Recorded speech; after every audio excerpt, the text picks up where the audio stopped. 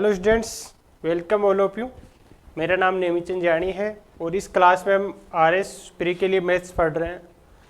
आज हम नया टॉपिक स्टार्ट करने जा रहे हैं और नया टॉपिक का जो नाम है वो सिंपल एंड कंपाउंड इंटरेस्ट, साधारण ब्याज और चक्रवृद्धि ब्याज। पहले तो हम साधारण ब्याज के बारे में पढ़ेंगे कि साधारण ब्याज होता क्या है, इसके किस प्रकार से क्वेश्चंस आते हैं। फिर बाद में चक्रवृद्धि ब्याज यानी कंपाउंड इंटरेस्ट पढ़ेंगे कि कंपाउंड इंटरेस्ट क्या होता है, इसके किस प्रकार के क्वेश्चंस बनते हैं। फिर दोनों को पढ़ने के बाद हम दोनों के मिक्स क्वेश्चंस पढ़ेंगे जिनमें सिंपल इंटरेस्ट और कंपाउंड इंटरेस्ट दोनों के ही क्वेश्चन आते हैं। तो ये अपना जो रहेगा सिस्टम रहेगा कि पहले हम सिंपल इंटरेस्ट पढ़ेंगे, फिर कंपाउंड इंटरेस्ट, फिर दोनों के मिक्स के क्वेश्चंस। तो इसी क्रम में आज हम सबसे पहले सिंपल इंटरेस्ट यानी साधारण ब्याज स्टार्ट करने जा रहे हैं। साधारण ब्याज से रिलेटेड जो भी चीज़ें, जो भी बातें आपको जानना जरूरी है, एग्जाम पॉइंट ऑफ व्यू से जरूरी है, पहले वो चीज़ें देखेंगे और फिर क्वेश्चंस करेंगे। देखो मेनली हमारा ये रहेगा कि हम ज़्यादातर चीज़ें अब क्वेश्चंस के थ्रू समझने की कोशिश करेंगे। जैसे क्वेश्चन का टाइप आ गया, उसी में हम 2-3 चीज़ें आपको बता देंगे कि अगर दूसरा टाइप आता तो ऐसे आ सकता था, तीसरा आ सकता था तो ऐसे आ सकता था। तो ज़्यादातर अपनी कोशिश रहेगी कि हम क्वेश्चंस के माध्यम से ही चीज़ों को करें।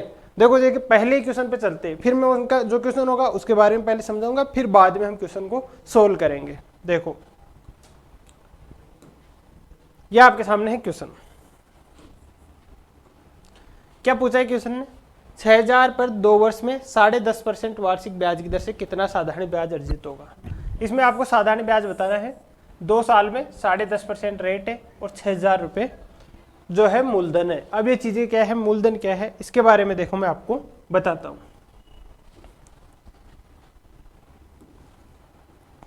देखिए सबसे पहले हम पढ़ेंगे सिंपल इंटरेस्ट। सिंपल इंटरेस्ट, साधारण ब्याज। इसमें क्या क्या टर्म होती है फिर मैं वो बताऊंगा। अब कहोगे साधारण ब्याज क्या होता है? साधारण ब्याज ये होता है जैसे आपने किसी को पैसे उधार दिए और 1 साल बाद उस पर जो ब्याज मिला, फिर दूसरे साल बाद मान लो कुछ भी रेट रख लिया आपने कि इतने रुपए। रेट का मतलब होता है, अब रेट सबसे पहले मैं टर्म बता देता हूँ। रेट दर क्या होती है? दर क्या होती है 1 वर्ष के लिए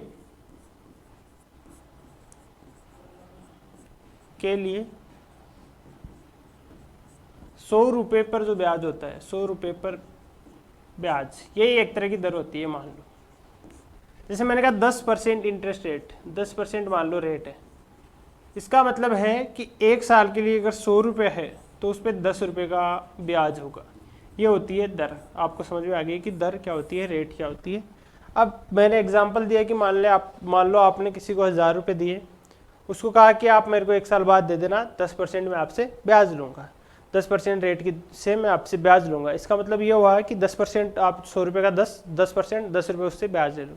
2 साल के लिए बात हुई, फिर कहा कि 10 पहले साल का, 10 दूसरे साल का, 2 साल का 20 हो गया। 3 साल की बात हुई तो आपने कहा कि 10 पहले का, 10 फिर का और 10 अगले का, 30 रुपये हो गए। इसका मतलब मैंने क्या कहा कि जो भी ब्याज लग रहा है इसमें, जो भी ब्याज लग रहा है, मान लो 1000 रुपये थे, 10% रेट थी, तो पहले साल का ब्याज क्या हुआ, 10 रुपये हो गए। अब दूसरे साल का ब्याज, दूसरे साल कहा कि आपने कहा फिर 1000 रुपये हैं, उस पर 10% रेट, 10 रुपये हो गए। तीसरे साल का फिर 10 रुपये हो गए। ये ब्याज इनका होता गया। यानी मैं जो भी ब्याज ले रहा हूँ हर बार इस पे ले रहा हूँ। जो मूलधन है, इसको मेरा मूलधन बोलते हैं। जो पैसा हम उधार देते हैं उसको मूलधन बोलते हैं। इस मूलधन पे मैं हर साल 10 रुपये ले रहा हूँ 10% रेट से। इसका मतलब ये हुआ कि हर साल में इसी पे ब्याज लगा रहा हूँ, इन पे कुछ नहीं लगा रहा। मेरे को आगे जो ब्याज आ रहा है उस पर कोई मतलब नहीं है, मेरे को जो मूलधन है उसी पे ब्याज लगा रहा हूँ। इसका मतलब ये हुआ कि साधारण ब्याज वो हुआ जिसमें सिर्फ मूलधन पे ब्याज लगता है। फिर चक्रवृद्धि ब्याज क्या होता है? इसमें क्या है, मूलधन का तो लगता ही लगता है, जो ब्याज हो चुका अब तक उस पर भी ब्याज लगने लग जाता है। जब भी तो बोलते हैं ब्याज पर ब्याज बोलते हैं उसको। और साधारण ब्याज में क्या होता है, जो मूलधन जितना पैसा आपने दिया है किसी को उधार, उसी पे ब्याज लगेगा, उसके अलावा किसी और राशि पे यानी ब्याज पे कोई ब्याज नहीं लगेगा। ये चीज आपको समझ में आ गई, ठीक है। साधारण ब्याज, सबसे पहले आपको यह है कि साधारण ब्याज होता क्या है। सबसे पहले आपको समझ आया साधारण ब्याज होता यह है कि जो भी ब्याज लगे वो केवल मूलधन पे लगे, उस प्रकार के ब्याज को हम साधारण ब्याज कहते हैं। चक्रवृद्धि ब्याज जो ब्याज मूलधन पे तो लगे ही लगे, उसके साथ ब्याज पर भी ब्याज लगे, उसे मिश्रधन ब्याज कहते हैं या कंपाउंड इंटरेस्ट, चक्रवर्ती ब्याज कहते हैं। ठीक है जी, इतनी बात क्लियर हो गई। ये टर्म क्लियर हो गई कि चक्रवर्ती ब्याज क्या होता है और साधारण ब्याज क्या होता है। साधारण ब्याज होता है केवल मूलधन पे ब्याज लगे, चक्रवर्ती ब्याज होता है कि मूलधन पे तो लगे ही लगे और ब्याज पे भी ब्याज लगे। मूलधन प्लस ब्याज मिलके जो होता है वो मिश्रधन होता है, यानी जो मिश्रधन पे ब्याज लगे वो हो गया चक्रवर्ती ब्याज। ठीक है, इतनी बात आपको क्लियर हो गई। इसमें मैंने टर्म बताई कुछ, एक टर्म आपने कहा रेट होती है, फिर मैंने कहा एक होती है टाइम, यानी कितने टाइम के लिए दिया है। इसके अलावा होती है प्रिंसिपल, प्रिंसिपल यानी मूलधन होती है, प्रिंसिपल यानी मूलधन। यह होता है कितना पैसा उधार दिया है, इसको बोलते हैं मूलधन। इसको बोलते हैं दर, इसको समय बोलते हैं। प्रिंसिपल यानी मूलधन होता है, पी लिखते हैं हम इसको शॉर्ट में। इसका मतलब होता है कि कितना पैसा उधार दिया है, जो पैसा उधार दिया गया है वो प्रिंसिपल होता है। कितने टाइम के लिए दिया गया है, इसको टी से हम डिनोट कर देते हैं और रेट को हम आर से डिनोट करते हैं। उसके बाद में एक होती है कि ए, ये होता है कुल मिला के, ये होता है प्रिंसिपल प्लस इंटरेस्ट, जो भी इंटरेस्ट आया इसको बोलते हैं इंटरेस्ट। इंटरेस्ट यानी ब्याज। ब्याज और मूलधन दोनों मिलके जो बनता है उसको बोलते हैं मिश्रधन। इसको ए से डिनोट किया जाता है, इसको बोलते हैं मिश्रधन और इसको ए से डिनोट किया जाता है। ठीक है, ये टर्म आपको क्लियर हो गई कि ब्याज में क्या क्या हम टर्म आने वाली है। ये 4 टर्म ब्याज में आने वाली है, आर, टी, पी और ए। ठीक है, इतनी बात आप सबको क्लियर हो गई। इतनी बात क्लियर हो गई तो फिर मैं ब्याज फॉर्मूला बता देता हूँ। अभी हम साधारण ब्याज पढ़ रहे हैं, तो साधारण ब्याज ये देखो क्या लिखा था मैंने, सिंपल इंटरेस्ट, सिंपल इंटरेस्ट। तो इसका शॉर्ट लिख देता हूँ मैं, इसको लिख देता हूँ एस आई, एस आई लिख देता हूँ। एस आई मतलब सिंपल इंटरेस्ट। ठीक है, इसका मतलब है सिंपल, INTEREST इंटरेस्ट, यानी साधारण ब्याज।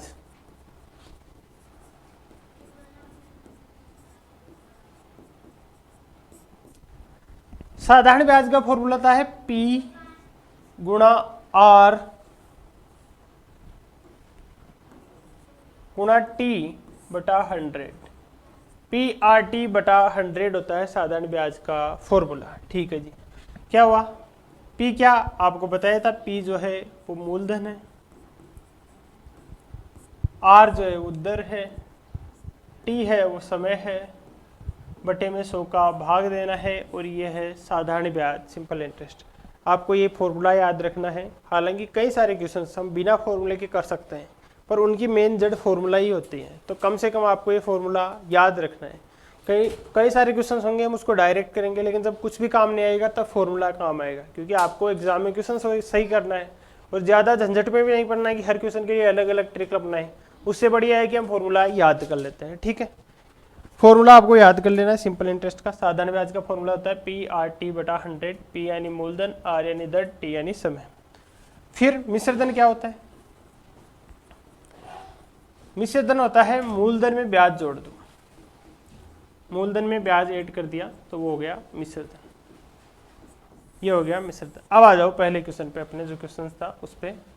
अब इस क्वेश्चन को हम सोल्व करने वाले हैं।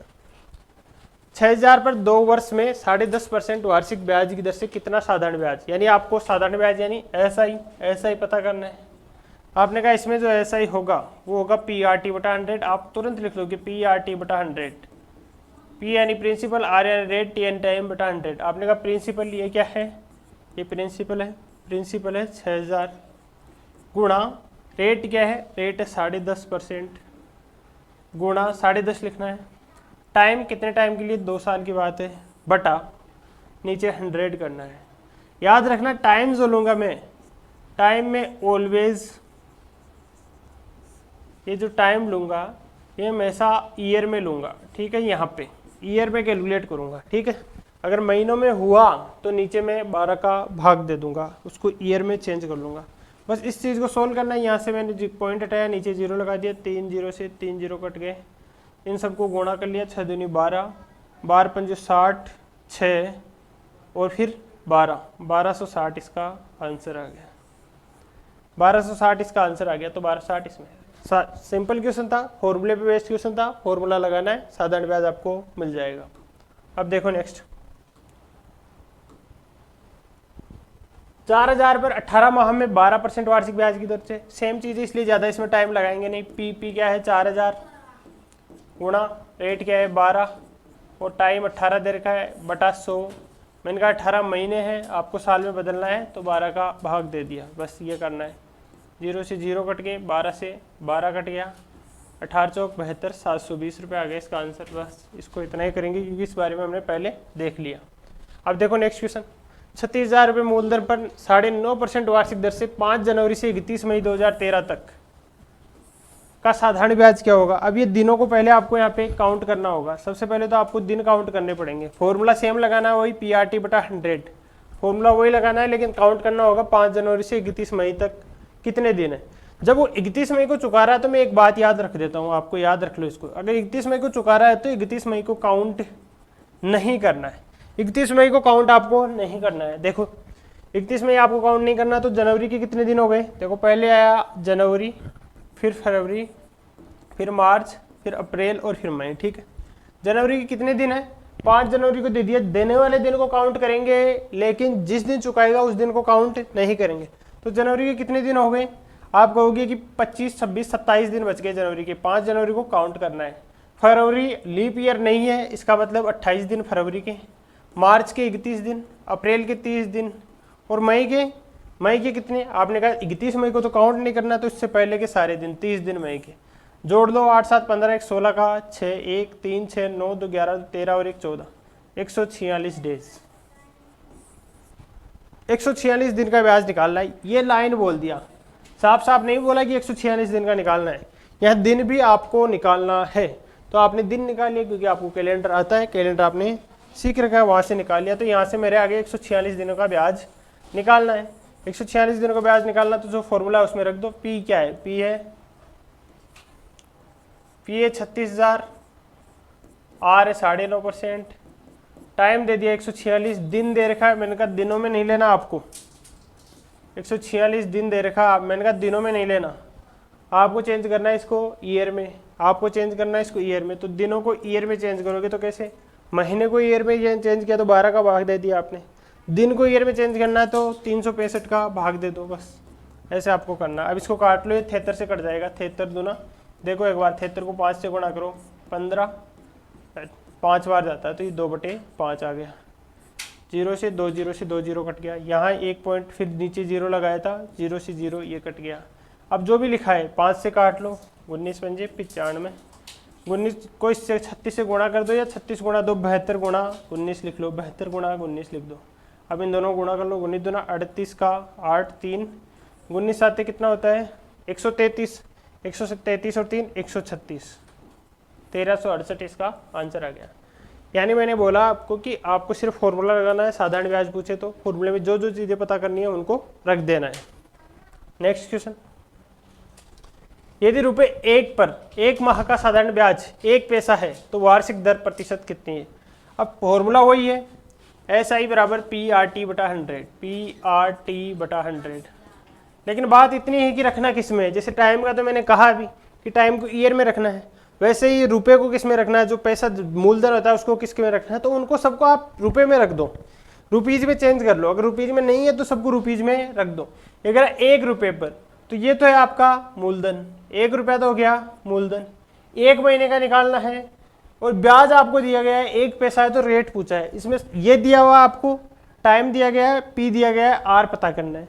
सिंपल इंटरेस्ट कितना है 1 पैसा है, साधारण ब्याज दर का 1 पैसा, तो 1 लिख दिया। पैसे को चेंज करना है रुपए में, पैसे को चेंज करना है रुपए में, तो 100 का भाग दे दिया। ठीक है, बराबर P है कितना, P 1 रुपये है।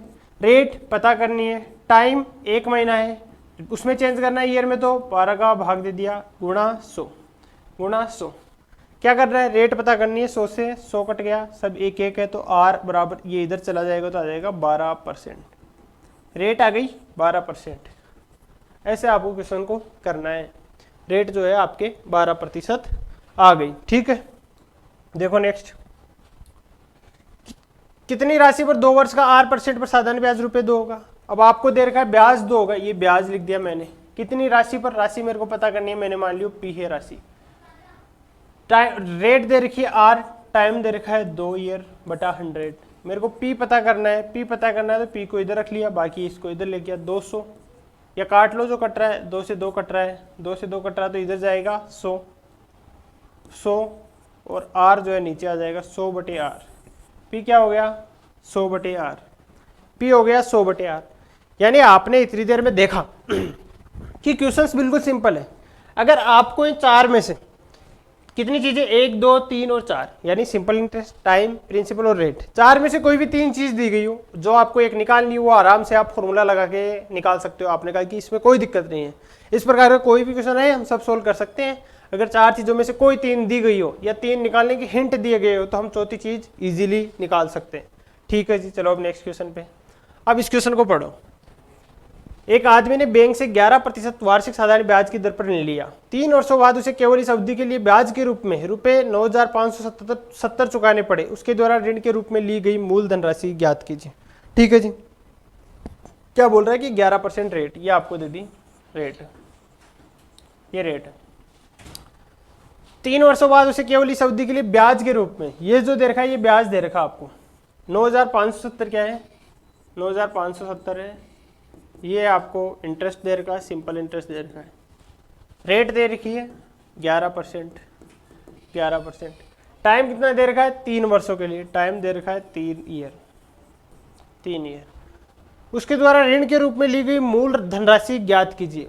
और निकालना क्या है मूलधन। ऋण के रूप में जो मूल धनराशि ली गई होती है उसे ही तो मूलधन बोलते हैं। इसका मतलब आपको मूलधन पता करना है, मूलधन माने P पता करना। अब ये बताओ सेम क्वेश्चन हो गया ना, 3 चीजें आपको दी गई है, सीधा ना देके थोड़ा बड़ा करके पूछ लिया इसको। क्वेश्चन सेम है कि 3 चीजें दी गई, चौथी निकालनी है, आप तुरंत निकाल दोगे। SI बराबर PRT/100। क्या क्या लिखना है मेरे को, SI दिया गया है 9,570 बराबर प्रिंसिपल आपको पता करना है, रेट आपको 11 दी गई है, टाइम आपको 3 ईयर दिया हुआ है बटा 100। बस इस क्वेश्चन को आपको सोल्व करना है।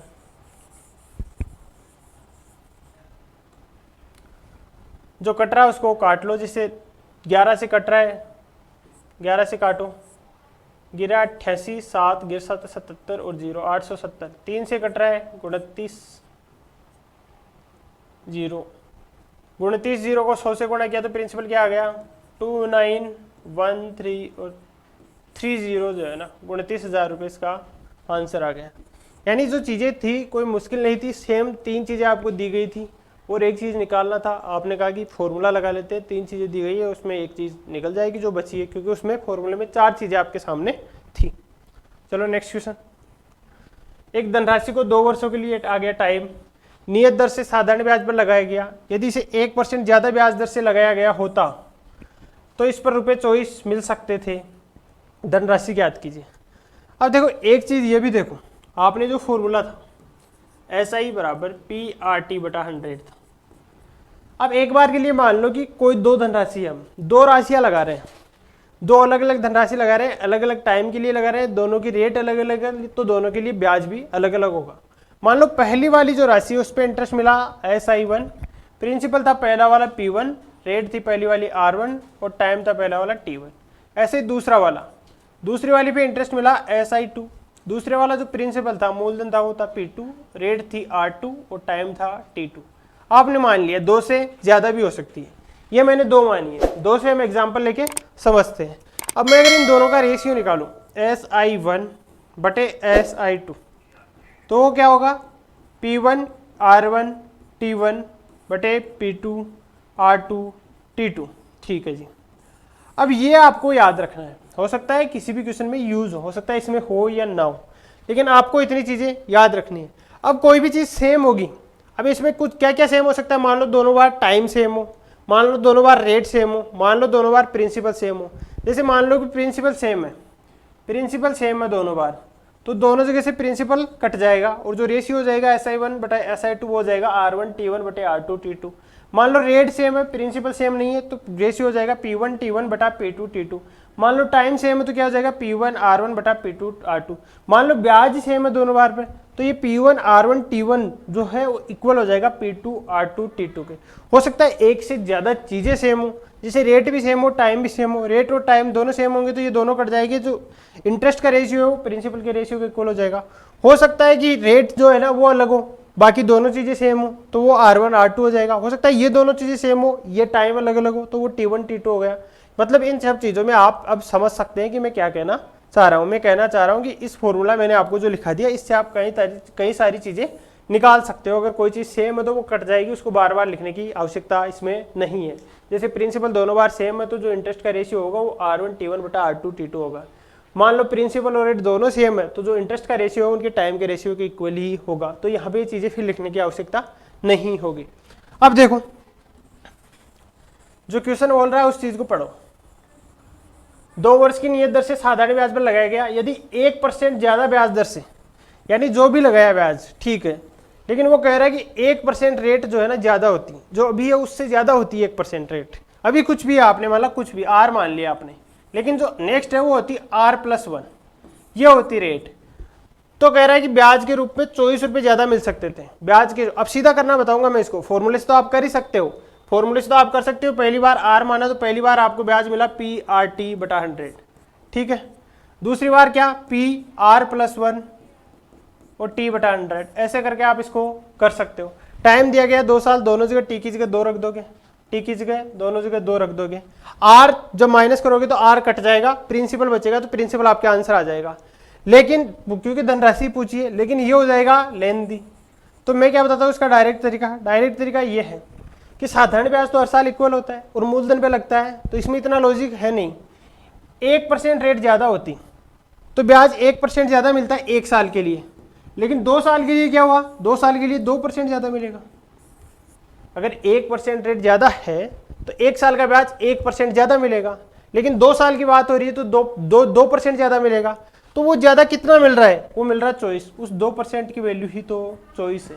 उस 2% जो ज़्यादा मिल रहा है उसी की वैल्यू तो 24 है, और ब्याज लग रहा है मूलधन पे हमेशा। तो ये 2% किसका है, ये 2% है मूलधन का। तो मूलधन का 1% क्या आ गया, मूलधन का 1% आ गया 12।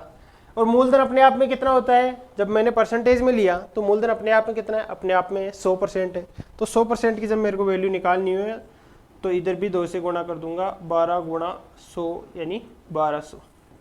यह जो है आपके हो जाएगा धनराशि कितनी है, वो धनराशि यानी मूलधन कितना है, मूलधन हो जाएगा 1200। आपको ये चीज़ समझ में आ गई होगी, हमने इसमें बिना फॉर्मूला लगा के इसको यूज किया है, ठीक है। इतनी बात क्लियर है।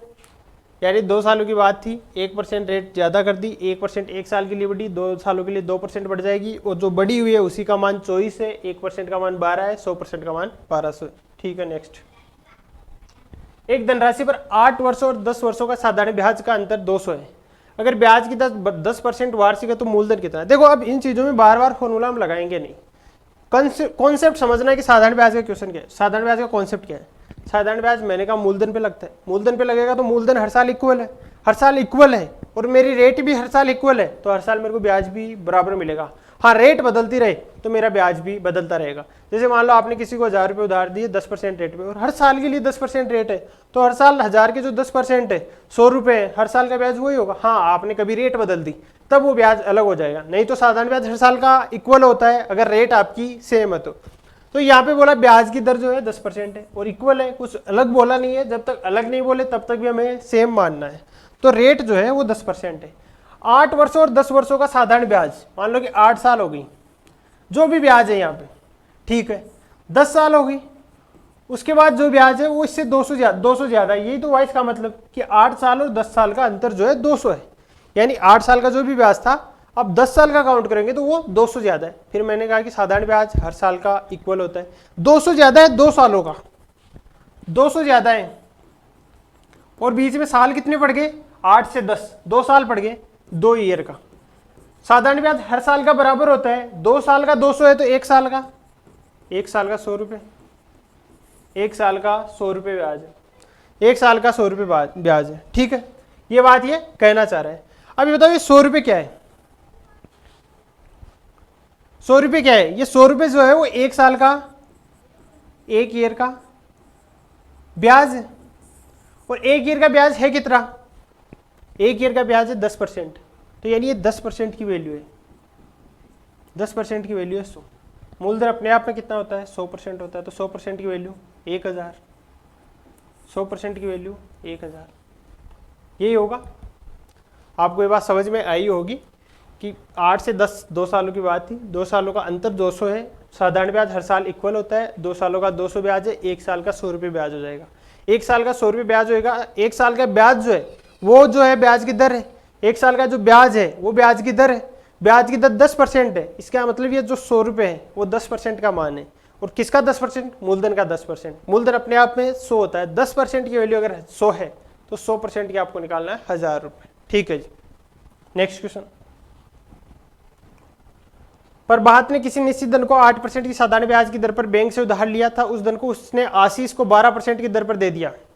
यदि उसने 12 वर्षों के बाद इस सौदे में 960 का लाभ कमाया तो उसका बैंक से उधार लिया गया धन ज्ञात करो। देखो क्या बोल रहे हैं, प्रभात नाम का कोई आदमी है, उसने 8% रेट से पैसा लिया, उधार ले लिया, किसी से भी ले लिया, कहा कि मैं आपको 8% रेट इसका ब्याज दे दूंगा, यानी हर साल में इसको 8% ब्याज दे दूंगा। ठीक है जी। और उसके साथ साथ क्या हुआ, उसने 8% पे उठाया और किसी और आदमी को 12% पे दे दिया, प्रॉफिट कमाने के लिए। पैसा उसका नहीं है लेकिन किसी से 8 पे लिया और 12 पे किसी और को दे दिया, 12 पे किसी और को दे दिया, 12 पे किसी और को दे दिया। अब देखो बार बार फॉर्मूला नहीं लगाऊंगा, आप चाहे तो फॉर्मूला लगा सकते हो, इसमें कोई दो राय नहीं है, लेकिन मैं बार बार फॉर्मूला लगाऊंगा नहीं, क्योंकि यह धन है, धन दोनों बार सेम है, तो बार बार मैं धन को लिखूंगा नहीं, बार बार दोनों बार मैं धन को लिखूंगा नहीं। यानी मैं अगर आपको कहना चाहूँ तो सीधा आप ये भी याद रख सकते हो कि ऐसा ही जो परसेंटेज है ना, ब्याज की परसेंटेज, वो क्या होती है, वो होती है R गुणा T। यानी सीधे शब्दों में मैं आपको बोलना चाहूँ, 1 साल का ब्याज 3% है, 3% रेट है, तो 2 साल का कितना ब्याज होगा, आप कहोगे 6%, 3 का 9%, 4 का 12%, यानी हर साल का 3% है, तो उससे गुणा होता जाएगा टाइम से। ये मैं कहना चाह रहा हूँ। 1 साल का ब्याज 10% है, मैंने मान लिया 1 साल का ब्याज 10% है, अब मैंने कहा 2 साल का, आपने कहा 20%, 1 साल का, क्योंकि साधारण ब्याज हर साल बराबर होता है, तो 10% 1 साल का, 2 साल का 20%, 3 साल का 30, 4 साल का 40, यानी मैंने रेट को टाइम से गुणा कर दिया, बस यही तो किया, क्योंकि सब रेट हर बार सेम है, रेट हर बार सेम है। तो यहाँ पे 8% रेट से लिया, 12% से आगे दे दिया, और उसको फायदा कितना हुआ, 960 रुपये का। कितने टाइम में, 12 वर्षों में।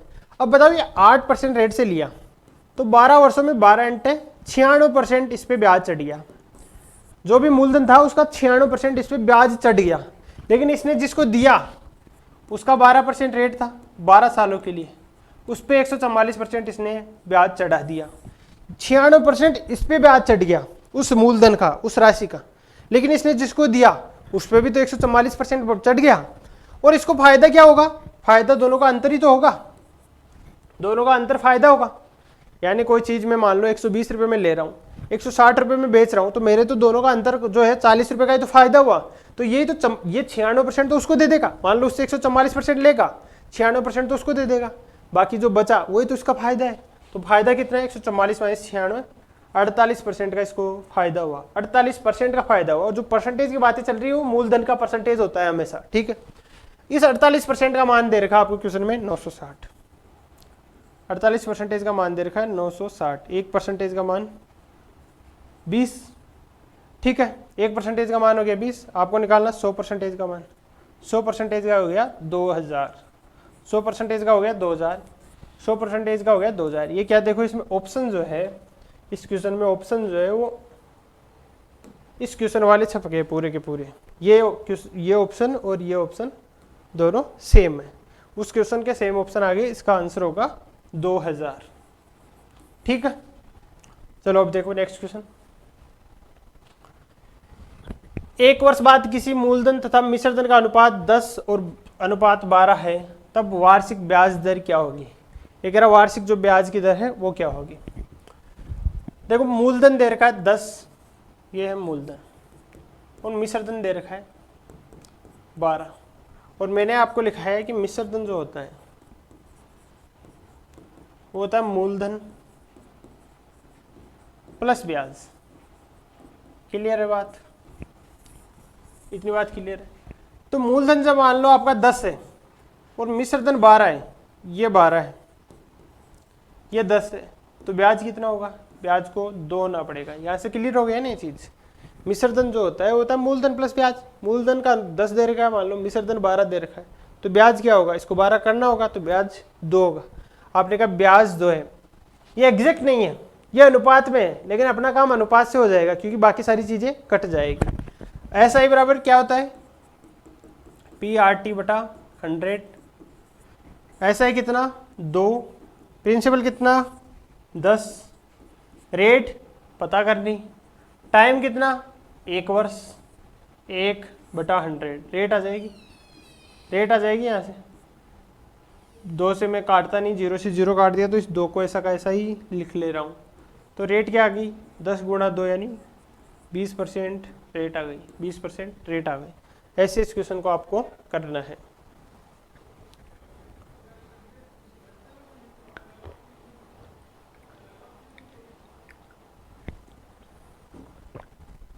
देखो नेक्स्ट, 1 वर्ष किसी मूलधन था ब्याज, अब तो सीधा सीधा ही दे रखा है, सीधा ही मूलधन जो है 3 है, 11 है और ब्याज जो है वो 3 है, तो 3 ब्याज मूलधन 11, रेट पूछी, टाइम 1 वर्ष की बात है, 1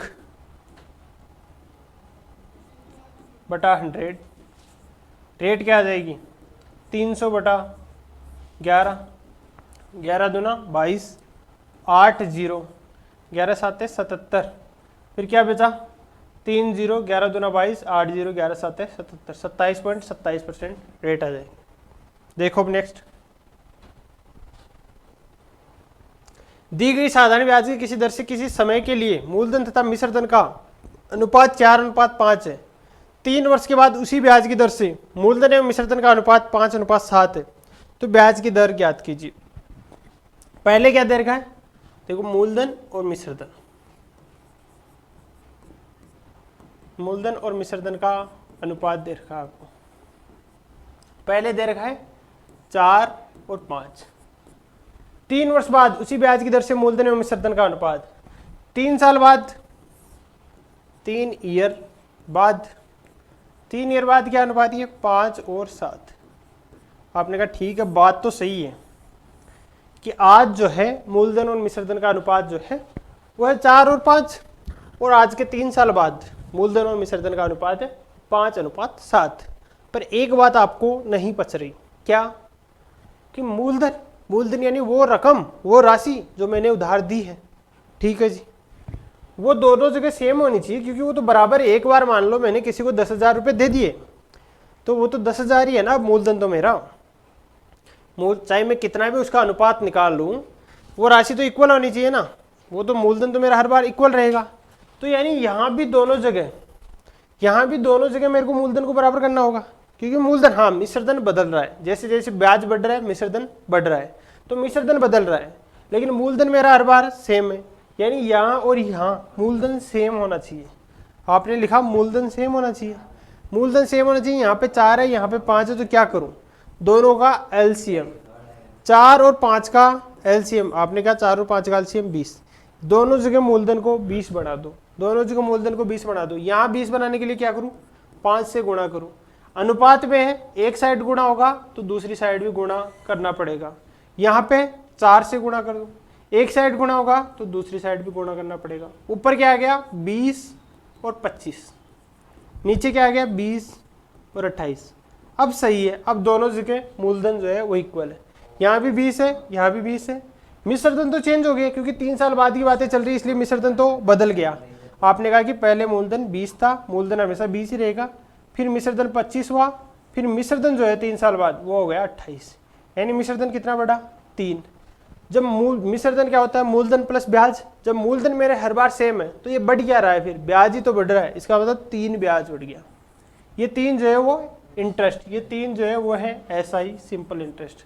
अब आपने फॉर्मूला लगा दिया एसआई बराबर PRT बटा 100, सिंपल इंटरेस्ट 3, प्रिंसिपल आ गया आपके 20, रेट आपको पता करनी है, टाइम आपको कितने टाइम के लिए दे रखा है, ये 3 साल के लिए दे रखा है, 3 साल के लिए दे रखा है बटा 100, 3 से 3 कट गया 0 0 5, रेट क्या आ गई, रेट आ गई 5%, रेट आ गई आपके 5%, दर आ गई 5%, ठीक है।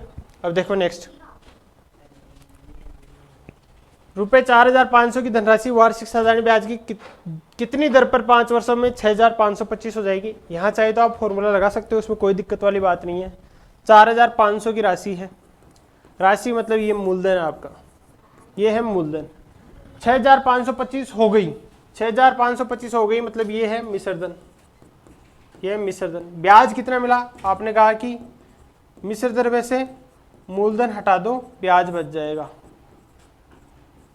2,025 रुपये का ब्याज हो गया, 2,025 रुपये का ब्याज हो गया। तो ये SI 2,025, प्रिंसिपल 4,500 गुणा रेट, रेट पता करनी है, टाइम 5 साल बटा 100, 0 से 0 कट गया, 5 से काटा, 5 चौके 20, 25 बार गया तो 5, क्या आया, यहाँ 0 आ गया बीच में, तो 45 को 9 से गुणा करोगे तो क्या आ जाएगा 405। रेट क्या आ गई 9%, 9% इसकी रेट आ गई। देखो अब नेक्स्ट क्वेश्चन, कोई व्यक्ति किसी बैंक में 8,000 जमा कराता है जो वार्षिक 8% साधारण ब्याज का भुगतान करता है। 8 वर्ष बाद मिश्रधन क्या होगा। देखो सबसे पहले तो आप निकालोगे इंटरेस्ट, दो तरीके बताऊंगा इसको करने के। सिंपल इंटरेस्ट निकालोगे, प्रिंसिपल क्या है 8,000, रेट क्या है 8%, टाइम 8/100, 0 0, 8 का क्यूब कर दिया कितना हो गया 512, यानी ये 5,120 रुपये का इंटरेस्ट आ गया, ब्याज आ गया। लेकिन आपको ब्याज नहीं पूछा, मिश्रधन पूछा है। तो मिश्रधन क्या होता है, मिश्रधन होता है मूलधन प्लस ब्याज। मूलधन है 8,000 और ब्याज आ गया 5,120, टोटल हो गया 13,120 रुपये। ये तो हो गया मिश्रधन, ये तो था पहला तरीका, ये पहला तरीका था। दूसरा तरीका आप ऐसे देखो, अभी जो मैंने बताया था कि SI परसेंटेज वो होता है R गुणा T। मैंने कहा ब्याज की जो परसेंटेज है वो कितनी है, आपने कहा 1 साल की 8% है तो 8 साल की 64% ब्याज परसेंटेज है, ठीक है। यानी मूलधन का 64% मेरे को ब्याज मिलेगा टोटल। लेकिन मेरे को तो मिश्रधन निकालना है, तो अपने आप में मूलधन हो गया 100, तो 100% तो मूलधन और 64% ब्याज। मिश्रधन है वो मेरे 164% है, मिश्रधन जो है वो 164% है किसका, मूलधन का। तो 8,000 का 164% में निकाल लूंगा। अब इसको गुणा कर लो, 8 चौक 32, 3 48 और 3 51 का 1, 5 8 5 13 और ये 0, 13,120। दोनों बार सेम चीज आएगी, चाहे ऐसे करो चाहे वैसे करो। अब देखो नेक्स्ट क्वेश्चन, 10% वार्षिक साधारण ब्याज की दर से कितने वर्षों में 3500 की राशि 45 हो जाएगी। सेम क्वेश्चन है, खुद करोगे, exact same to same question है। दोनों तरीके मैंने बताए, दोनों में से आप जिस मर्जी जो समझ में आया उससे आप खुद करोगे इसको, ठीक है। नेक्स्ट क्वेश्चन, राजकुमार कुछ धनराशि 3 विभिन्न योजनाओं में 6 वर्ष, 10 वर्ष और 12 वर्ष के लिए क्रमशः 10%, 12%, 15% साधारण ब्याज की दर से निवेश करता है। प्रत्येक योजना के अंत में वो समान ब्याज प्राप्त करता है, उसके द्वारा निवेशित धनराशियों का अनुपात याद कीजिए। देखो क्या बोल रहा है, सिंपल इंटरेस्ट का फॉर्मूला क्या था, PRT/100, ठीक है। पहले उसको क्या ब्याज क्या है, हर बार वह समान ब्याज प्राप्त करता है। पहली बारी में क्या ब्याज मिल रहा है SI1 मान लो, पहली वाली में क्या मिल रहा है P1 मान लो, धनराशि जो है पहली वाली P1 है, P1। रेट क्या है पहले के लिए रेट है 10%, टाइम है 6 वर्ष, तो रेट है 10, टाइम है 6, ये पहले साल का ब्याज हो गया बटा 100, ठीक है। दूसरा वाला बताओ SI2, दूसरी धनराशि है उस पर ब्याज, दूसरी धनराशि को 10 सालों के लिए 12% रेट से, P2 राशि है 10 सालों के लिए 12% रेट से बटा 100, ये दूसरी साल का ब्याज, दूसरी राशि पे जो है ब्याज हो गया। तीसरी राशि पे ब्याज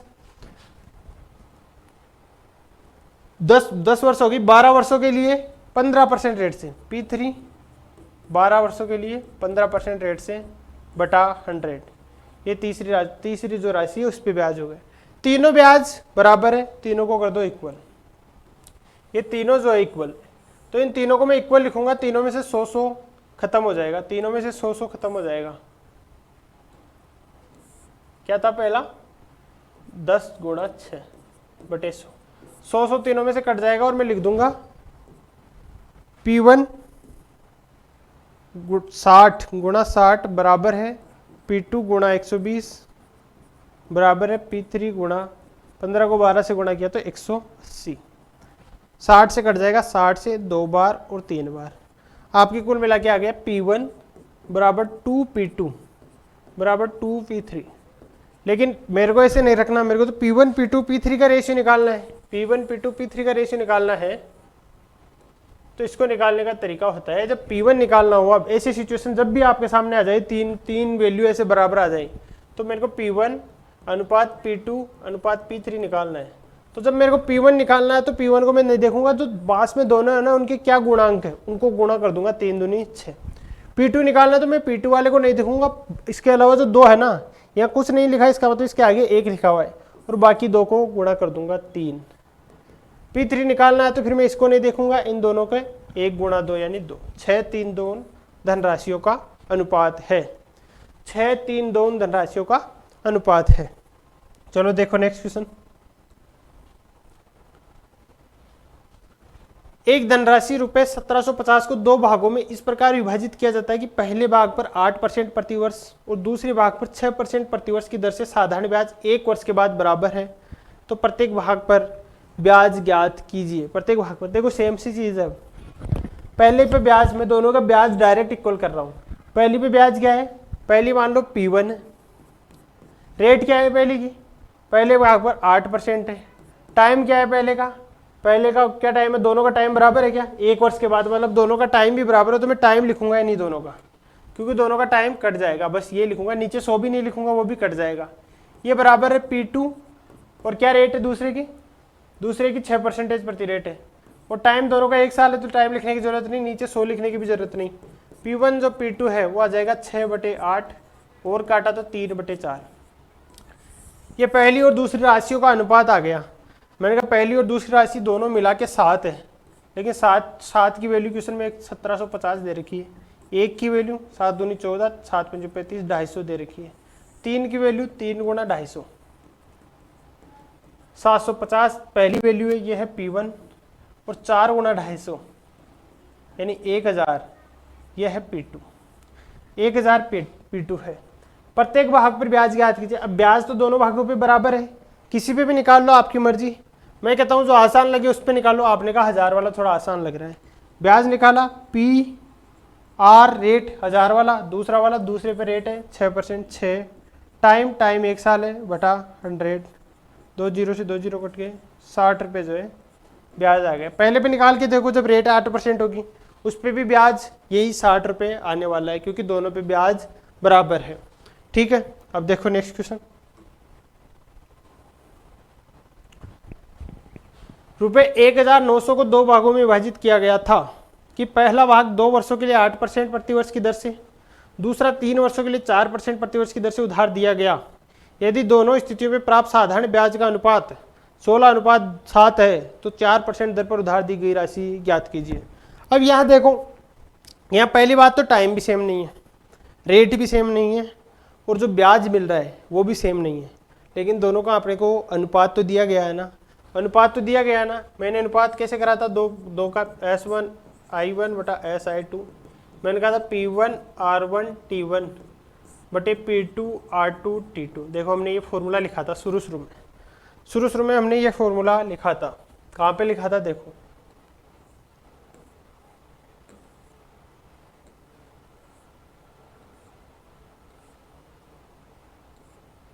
हमने उसको मिटा दिया शायद, हमने शुरू में फॉर्मूला लिखा था, मैंने कहा था 2 ब्याज निकाल लो, मान लो S1, क्योंकि 100 इसलिए नहीं लिखा क्योंकि 100 कट जाएगा, फिर मैंने कहा था जो बातें सेम होगी वो कट जाएगी।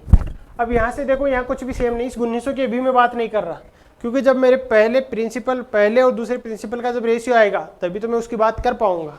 ठीक है जी, अब मेरे को निकालना इनका अनुपात क्या दे रखा है, साधारण ब्याज का अनुपात 16 और 7 है, पहला वाला 16, दूसरा वाला 7। ठीक है जी, P1 और P2 मेरे को निकालना है, दोनों को लिख दिया। R1 पहले पे रेट क्या है, पहले पे रेट है 8%, टाइम कितना है पहले का 2, दूसरे पे रेट क्या है, दूसरे पे रेट 4, टाइम कितना है दूसरे का 3। बस यहाँ से P1 और P2 का मेरे रेशियो आ जाएगा, जो कट रहा है उसको काट लो, 4 दूनी 8, 2 से कट रहा है, 4 से कट रहा है, 4 चौक 16, दोनों हो गए खत्म। क्या आ गया, P1 और P2, P1 बटे P2, 4 जो है 3 से गुणा हो जाएगा 12 बटे 7। P1 और P2 का जो अनुपात है वो 12 बटे 7 आ गया। लेकिन P1 और P2 मिला के कितने हुए, आपने कहा 12 और 7 19, एक्चुअल में कितने हैं 1900। 19 की वैल्यू है 19 को, 1 की वैल्यू है 100, 12 की वैल्यू है 1200, 7 की वैल्यू है 700। अब आपको क्या पूछा, जो आपको बता देना है। 4% पे की दर पर उधार दी गई धनराशि, 4% पे क्या है, दूसरी वाली यानी P2 है, तो P2 कितनी है 700, P2 है 700, यहाँ से आंसर आ गया आपके 700। ठीक है, चलो नेक्स्ट क्वेश्चन। यदि A ने रुपए x% वार्षिक दर पर रुपए P और B ने y% वार्षिक दर पर रुपए Q, और जो Q जो है वो बड़ा है P से, एक ही समय पर साधारण ब्याज पर उधार लिए तो कितने वर्ष बाद उनके ऋण की राशि बराबर हो जाएगी। देखो ये क्या है, यहाँ थोड़ा सा ट्विस्ट है कहानी में। यह बोल रहा है ऋण की राशि बराबर हो जाएगी आफ्टर दैट जो डेबिट्स है वो जो है वो कितने सालों बाद बराबर हो जाएंगे। तो ऋण की राशि का क्या मतलब हुआ, ऋण की राशि का मतलब हुआ जो मूलधन तो था वो तो था ही, उसमें ब्याज जोड़ के फिर जो बोला है ना, यानी इसको बोला मिश्र धन कितने सालों बाद उनके बराबर हो जाएंगे। साफ साफ मिश्र धन ना लिख के ऋण की राशि बोला है, ये जो है ये मिश्र धन ही है। तो आपको ध्यान रखना है ये मिश्र धन है, और मिश्र धन क्या होता है, मूलधन प्लस ब्याज, मूलधन प्लस ब्याज। अब आपने निकाला, बराबर करना है आपको, तो मान ला पहली वाली राशि आपको दे रखी है P, तो P ये तो राशि है, ये तो मूलधन है, इस पे ब्याज कितना हो जाएगा, आपने कहा P रेट क्या है x, टाइम कितना है, टाइम पूछा है मान लिया T है, बटा 100, ये बराबर होना चाहिए दूसरे वाले के ऋण पे। दूसरा वाला धन कितना है, मूलधन Q, उस पे ब्याज कितना है plus Q rate y time T बटा 100, ये दोनों तो बराबर होने चाहिए। ये चीज, ये पहले का मिश्र धन, ये दूसरे का मिश्र धन, यानी मूलधन प्लस ब्याज, मूलधन प्लस ब्याज, ये दोनों बराबर होना चाहिए। अब T वाली जिसमें T लिखा है, यहाँ T लिखा है, यहाँ T लिखा है, दोनों को एक साइड रख लेंगे, बाकी दो टर्म को एक साइड लिख लेंगे। लेकिन क्वेश्चन में बोला गया है कि Q जो है P से बड़ा है, इसका मतलब P की साइड Q को नहीं लाएंगे, Q की साइड P को लाएंगे, तभी तो Q में से P माइनस होगा, यानी बड़े में से छोटा घटाएंगे।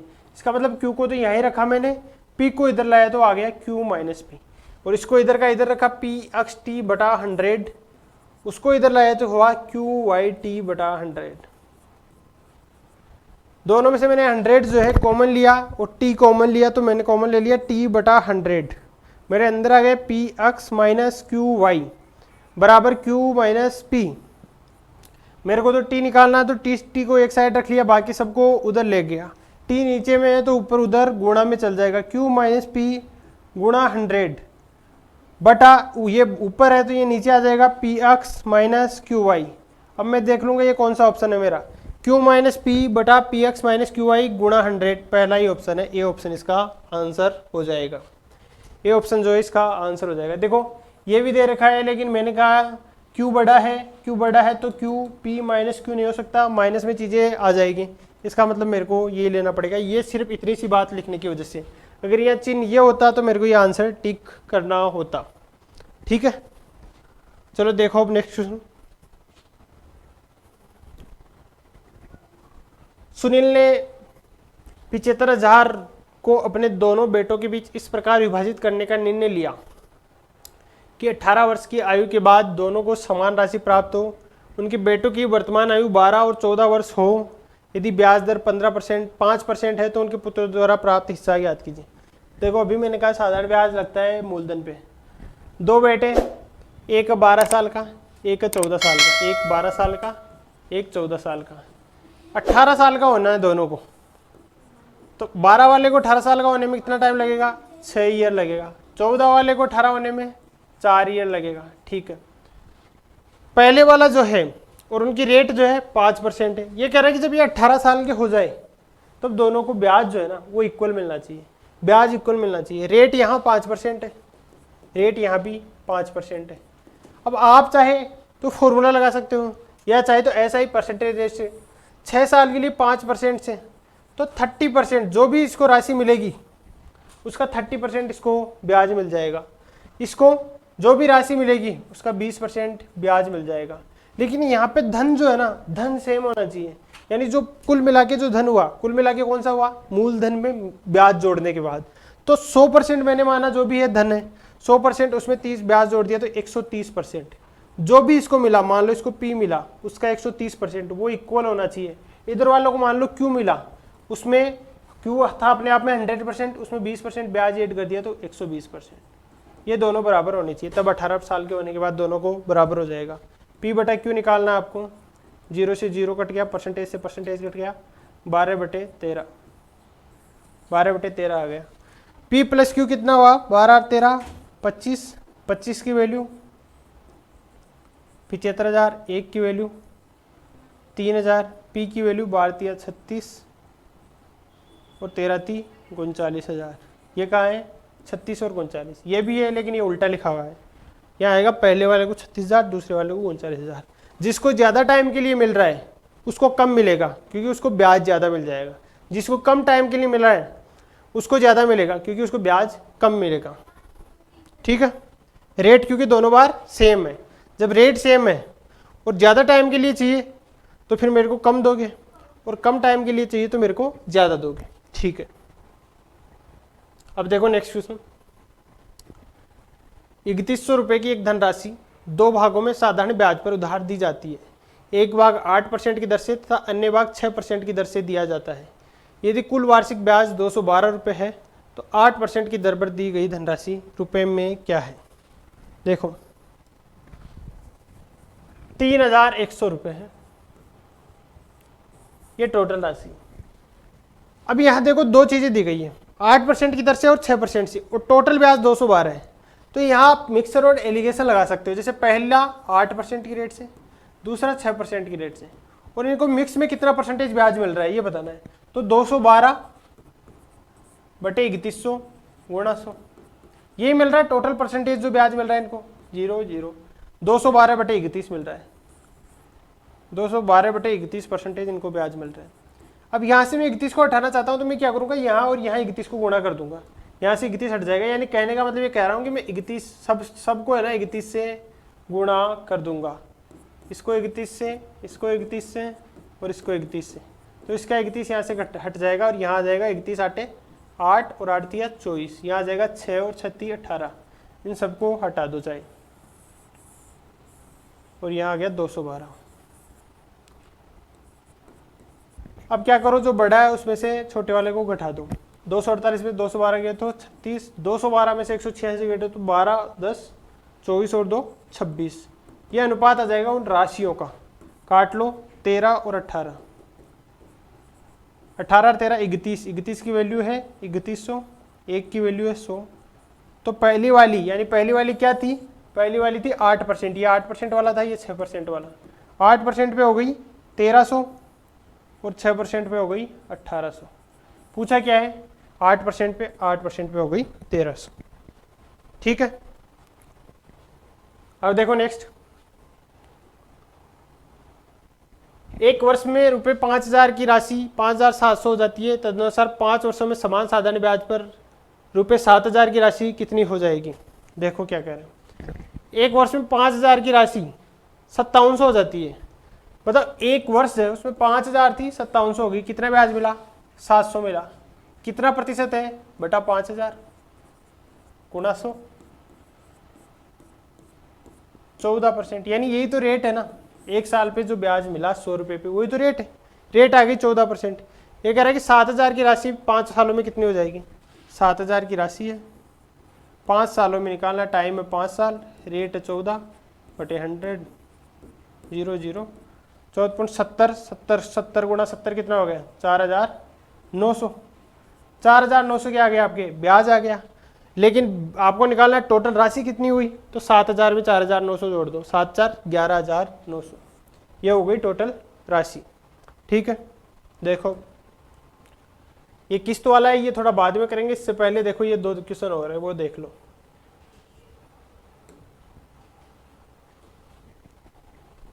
पहले 4 वर्षों के लिए साधारण ब्याज की दर क्या है। यदि रुपये 360 की राशि 9 वर्षों में 540 हो जाती है और पिछले 5 वर्षों के लिए ब्याज दर 6% है। ये क्या कहना चाह रहा है क्वेश्चन, 4 वर्षों के लिए साधारण ब्याज की दर बताना है। 360 रुपये टोटल जो है मूलधन है 360। ये 9 सालों में 540 हो गया।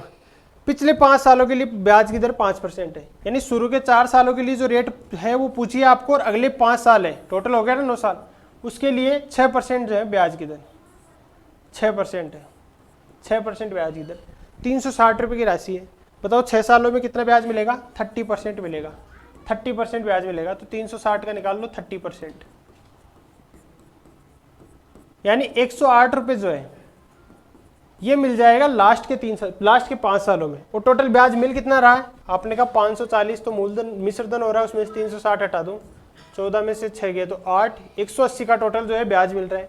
108 रुपये तो लास्ट के 3 सालों में मिल जाएंगे, तो लास्ट के 5 सालों में मिल जाएंगे, तो शुरू के 4 सालों में मिलेंगे 72 रुपये, 72 रुपये। अब कहोगे 72 रुपये हो ना, 360 का कितना प्रतिशत है?